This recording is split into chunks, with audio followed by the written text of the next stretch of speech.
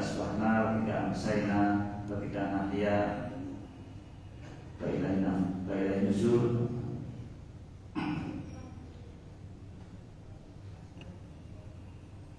Alhamdulillah, kita panjatkan puji syukur kehadirat Allah Subhanahu wa taala segala nikmat yang diberikan Allah kepada kita.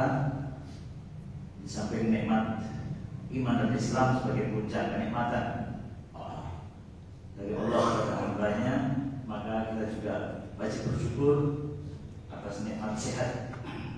Yang nikmat sehat itu juga di atas nikmat harta yang mungkin bisa kita miliki atau diberikan Allah kepada kita sebagai titipan. Salawat dan salam semoga kita tercurahkan pada junjungan kita Nabi Muhammad SAW, juga kepada keluarga beliau, pada para sahabat dan juga para tabi'in termasuk kita semua sebagai pengikutnya. Jamaah yang berbahagia, kita bersyukur di kesempatan pagi hari ini masih bisa menunaikan sholat subuh berjamaah di masjid kita tercinta, Masjid Subuh Karyan. Mudah-mudahan segala amal ibadah kita diterima oleh Allah Subhanahu wa taala. Sungguh nikmat sehat adalah nikmat yang sangat mahal. Nyatanya ketika kita harus sakit di rumah sakit, maka berapapun uang yang kita miliki akan rela kita keluarkan kalau kita ini sakit dan demi kesembuhan sakit yang kita derita itu. Maka Nabi juga mengingatkan di antaranya tentang khamsan qabla khamsin, gunakan 5 perkara sebelum datang 5 perkara yang lain, dan satu di antaranya adalah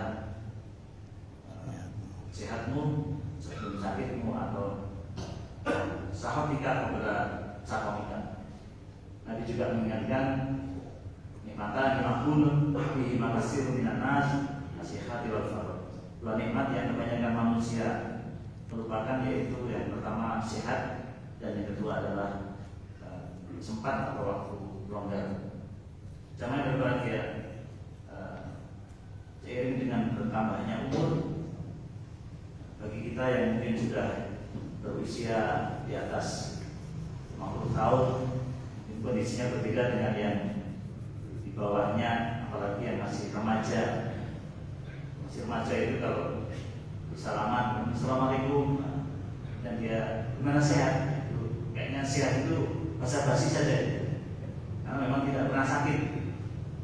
Itu bagi yang mungkin sudah 50 tahun, mungkin sudah 60 tahun, sehat itu betul-betul satu karunia dari Allah Subhanahu wa taala.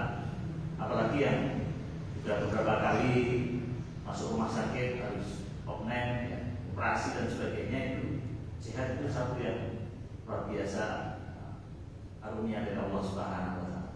Terlebih lagi yang mungkin usianya sudah 80, 90 ya. Bahkan si saya di belakang rumah itu sampai 100 tahun.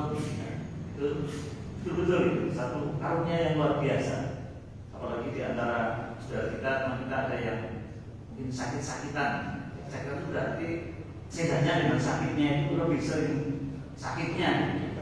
Itu betul-betul sehat itu sesuatu yang sangat mahal.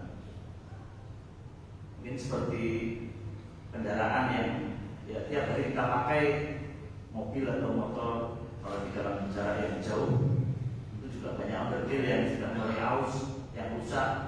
Demikian juga dengan organ tubuh kita, seiring dengan bertambahnya usia, dan memang rata-rata usia manusia menurut Nabi itu ya 60 sampai 70 tahun. Maka di atas itu tentu banyak organ-organ tubuh yang mengalami gangguan fungsionalnya, sehingga wajar atau tidak usah heran kalau kemudian rumah sakit itu menjadi rumah kedua atau rumah ketiga ya. Nah, rumah kita yang pertama itu ya rumah tinggal kita, yang kedua mungkin masjid, nah yang ketiga itu ya rumah sakit. Mungkin ada yang rutin setiap bulan harus ke rumah sakit perusahaan atau PPKU dan seterusnya. Itu adalah satu hal yang harus kita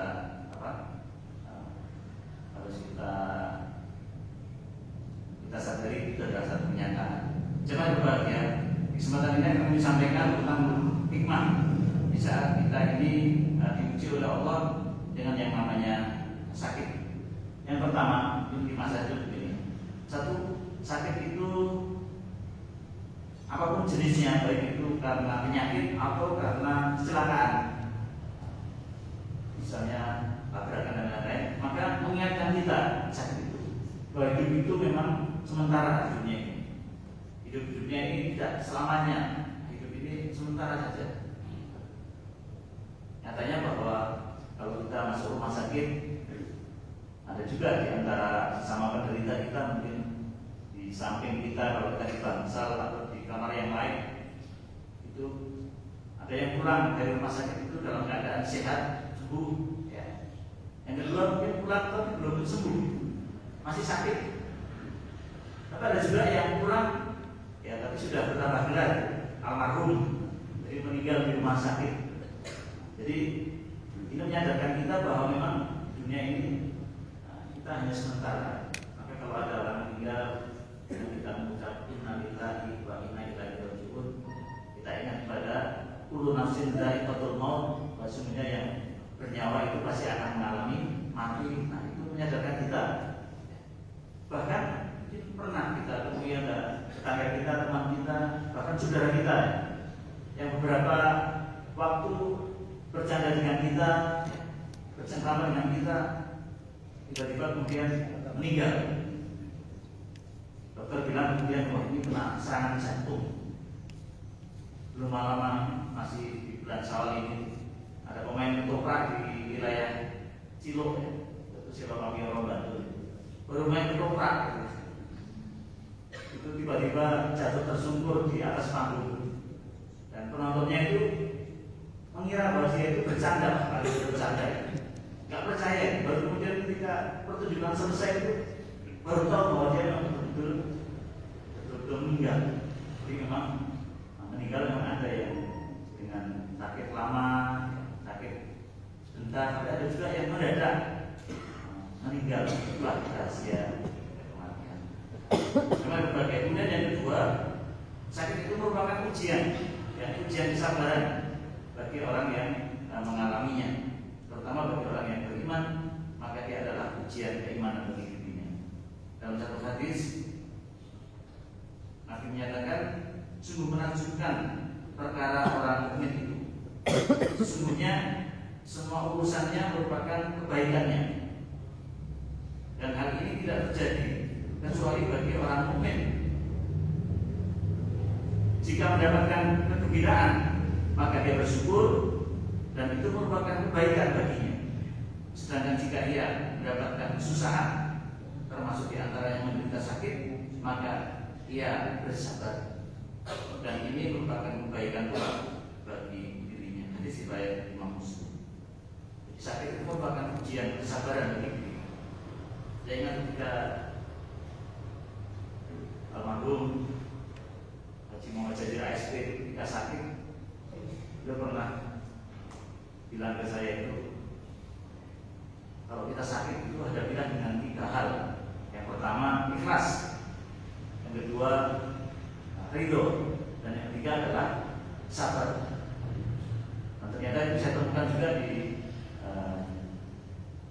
Ihya Ulumuddin, itu di tulisannya Imam Al-Ghazali, bahwa ketika kita menghadapi sakit, maka kita harus menghadapinya dengan 3 hal. Yakni yang pertama ikhlas, yang kedua ridho, dan yang ketiga adalah sabar. Dan yang ketiga, sakit akan memberikan hikmah kepada penderitanya, yakni agar terjauhkan atau tersisihkan dari sifat sombong atau takabur. Karena dengan sakit yang dideritanya itu, maka sedikit atau banyak dia tentu akan menjadi lemah, dan bahkan akan kehilangan kekuatannya. Penampilannya juga akan menurun. Bagi yang cantik, yang tampan itu juga akan menurun kecantikan dan ketampanannya, dan dia tentu akan membutuhkan orang lain dalam perawatannya, baik itu oleh dokter, perawat, ataupun orang di rumah yang akan merawatnya. Itu yang tentu akan menjadikan dia kemudian ketika merasa memiliki kesombongan, kecil apapun kesombongan, nah itu akan terkikis dengan adanya sakit. Cuma berbahagia, padahal dalam satu hadis suci disebutkan bahwa Allah sangat murka terhadap orang yang sombong itu. Rasulullah bersabda dalam satu hadis suci bahwa Allah berfirman, keagungan adalah kain atau sarungku dan kesombongan adalah selendangku. Maka barang siapa yang menandingi aku pada salah satu dari keduanya, maka sungguh aku akan mengazabnya, yaitu akan melebarkannya ke dalam neraka. Hadis riwayat Imam Abu Daud dan Ibnu Majah. Di dalam catatan sejarah juga disebutkan bahwa di antara penyebab musuh Nabi Musa alaihissalam, yakni Fir'aun atau Ramses II dari Mesir itu, kenapa dia menjadi sombong dan kemudian mengangkat dirinya sebagai Tuhan? Itu karena memang Allah mengaruniai kepada Fir'aun ini kesehatan dan kebugaran fisik yang luar biasa. Di dalam catatan sejarah disebutkan bahwa Fir'aun yang berusia sampai 446 tahun itu dia tidak pernah sekalipun menderita sakit. Jadi Fir'aun itu orang yang badannya perkasa, kuat dan bugar, sehat. Selama hidupnya 446 tahun itu tidak pernah sekalipun mengalami sakit. Apalagi dia di dalam kehidupan yang penuh kekuasaan dan kemewahan, dan itu menjadikan dia orang yang sombong. Oleh karena itu adanya sakit itu sebenarnya bisa mengingatkan kita dan mengikis sifat-sifat sombong yang barangkali berada dalam diri. Dan yang keempat, sakit bagi orang beriman itu bisa menjadi penggugur dosa. Dalam satu hadis Nabi menyatakan, apabila seorang mukmin sakit, maka Allah akan membersihkan dia dari dosa-dosa sebagaimana pandai besi membersihkan besi dari karat-karatnya. Jadi sirat Imam Bukhari di dalam kitab Al-Adab Al-Mufrad.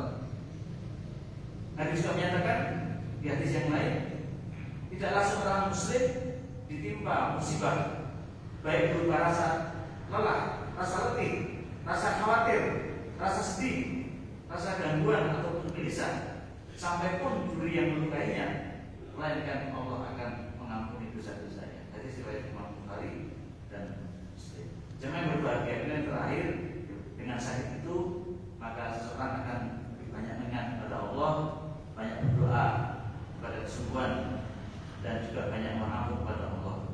Dalam Al-Quran surat Asy-Syu'ara ayat yang ke-80 menyatakan, "Fa'idza maridtu fa huwa yashfin."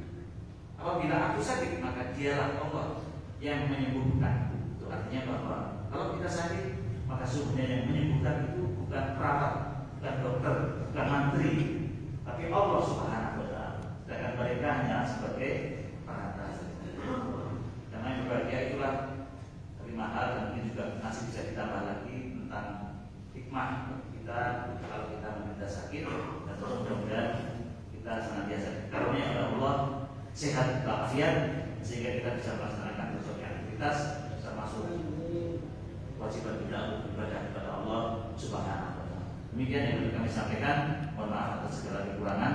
Mari kita akhiri dengan bacaan surat Al-Asr. Bismillahirrahmanirrahim. Wal-'asri innal insana lafi khusr illa alladziina aamanu wa 'amilus shalihaati wa tawassaw bil haqqi wa tawassaw bis sabr. Terima kasih. Assalamualaikum warahmatullahi wabarakatuh.